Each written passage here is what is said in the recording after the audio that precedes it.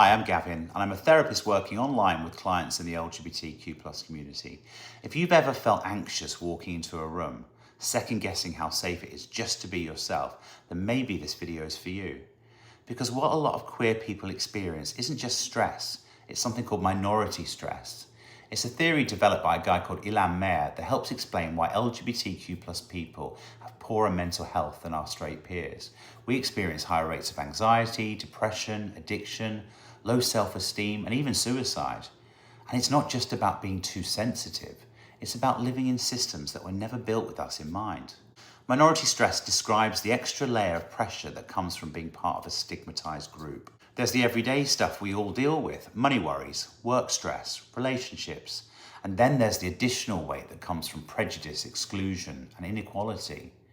We can think of it in two parts. We've got distal stress and proximal stress.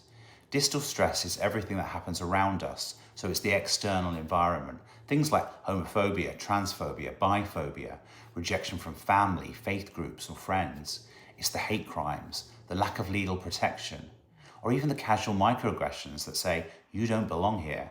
Here's some examples. The UK government still hasn't banned conversion practices, despite promising to over 7 years ago. Their attitude is one of delay and avoidance. Every U-turn, every broken promise, it leaves queer people exposed. The constant delays send us the message that essentially legitimizes abuse on queer kids. Or it's the CAS report, which stopped puberty blockers for trans kids, even though cis kids with precocious puberty still get them. It's double standards, and it's not fair. Despite all the research that shows supplying them actually saves lives, the government stops it. This tells us that the lives of trans kids aren't as important as cis kids. Or it's the Supreme Court ruling that tells people they must use the toilets based on biological sex, which isn't even biological sex, it's sex assigned at birth. All these decisions carry the same message. Your safety, your dignity, they don't matter as much as others.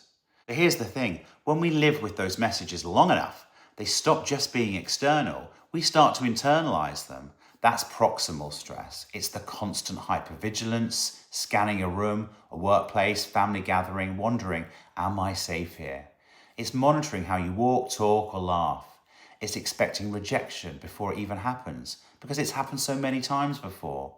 This isn't paranoia, this is conditioning.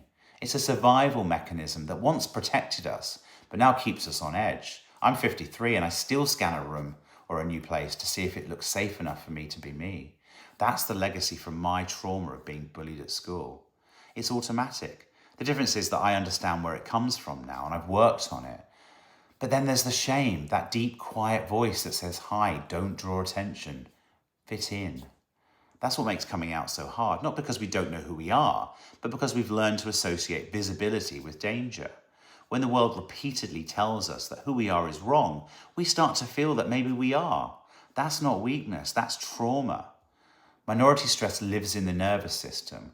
We can swing between hyperarousal, fight, flight, anxiety, anger, and hypoarousal, shutdown, numbness, disconnection. We call this range the window of tolerance, and for many queer people, that window gets very narrow. Therapy helps widen it again, to feel without being overwhelmed, to reconnect with our bodies and trust our emotions. There's another part we don't talk about enough, and that's intra-minority stress. That's the stress we experience from within our own community.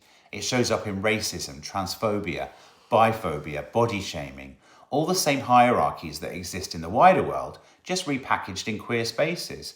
And it hurts so much more because it comes from the very places that are supposed to feel safe for us. It might look like a gay man dismissing trans issues because they're different, or people of colour being excluded from queer events because the organisers didn't think about representation, or the pressure to have the right kind of body to fit in. Those grinder profiles that say no fats, no femmes, pushing a very narrow ideal of what masculinity should look like, or what body you're supposed to have in order to fit in. We have to start doing better with each other. There's enough pressure from outside the community without it coming from inside too. We need to stand together. We need to support each other. The fight for liberation doesn't stop at visibility. It's about building a community that actually reflects the diversity within it. The hardest part about systemic oppression is that it makes us think it's our fault. When a queer person burns out or falls into addiction or isolation, society often says, see, you're unstable. But what they're really seeing is the cost of surviving in a system that keeps us on high alert. And yet, while we work for that change, we also have to find ways to take care of ourselves and each other. That's where therapy and community and compassion come in. Because healing isn't about fixing who we are, it's about unlearning the shame that was never ours to carry. Okay, so what helps? Connection, visibility, affirmation. Spaces where we can be seen and believed without having to explain or defend our existence.